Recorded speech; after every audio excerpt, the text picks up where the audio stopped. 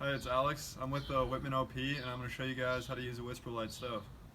You're going to have like a small service kit with some grease and extra pin and whatnot.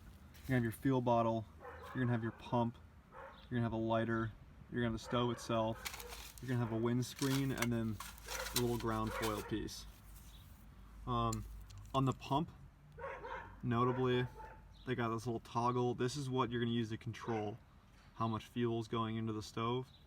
It's got a little minus which tells you how to turn it off, which is pretty helpful. Then you got the pump itself, and you got the entry point for the stove fuel line. On the stove, you got the dish on the bottom where the fuel collects.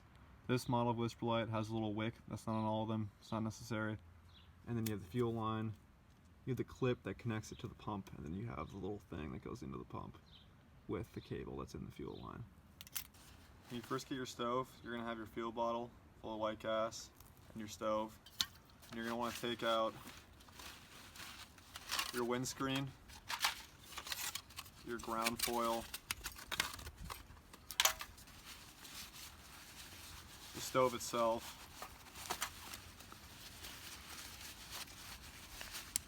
and then your fuel pump.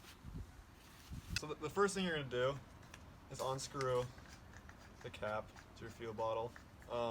If you have the cap that looks like this, it's like a pill bottle. You got to press down. It's like a safety cap. Open it up, and then you're going to take the fuel pump, put it in the bottle,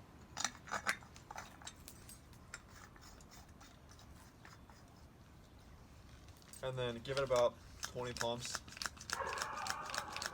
Okay, next you're going to connect your stove and the fuel line to the fuel pump itself. This is probably the trickiest part of setting it up. And so you're going to notice that the stove has a latch, and that's going to fit onto this groove on the fuel bottle. And so you're going to slide the parts together, and the latch, if you've put it on right, is going to click over the part on the pump, and then you're ready to go.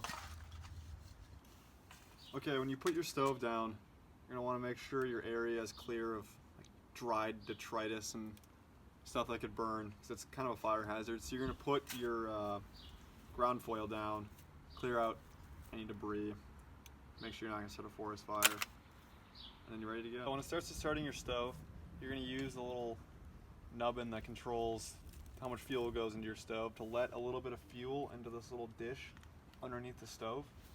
This part's tricky because you don't want to let in too much, because then you're going to make a bonfire. But the trick that I use is you turn it on, and you can listen for like the bubbling of the fuel, and then you watch in the dish as fuel starts to enter it. You can see how there's a little bit of fuel built up in this cup. So like right when it starts to get saturated, you cut the stove, and now you're gonna take your lighter and carefully light the fuel in the bottom of the dish. This warms up the gas in the fuel line, and that's what causes it to aerosol, and you can actually use your stove like a stove.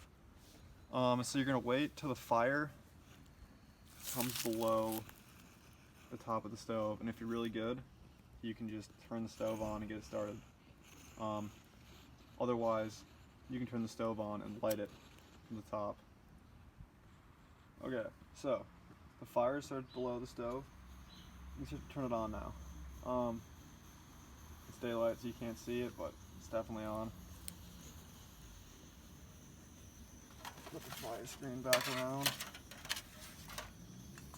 And now you're ready to cook. So take your pot, put it on the stove. Yeah. And then when you're cooking on a WhisperLite, you always want to be, you don't want to be sitting, you want to be crouching. Just in case you spill the pot, you can move. There's a lot of injuries that occur from people dumping boiling water in their legs, so always be ready to get up. Don't sit around the WhisperLite. Okay, so there's a few tricks to cooking with a WhisperLite. The problem with a WhisperLite, in terms of cooking, is it really is kind of like you're cooking on a jet engine, or it's not on at all. So there's a few things you can do to try to control the temperature.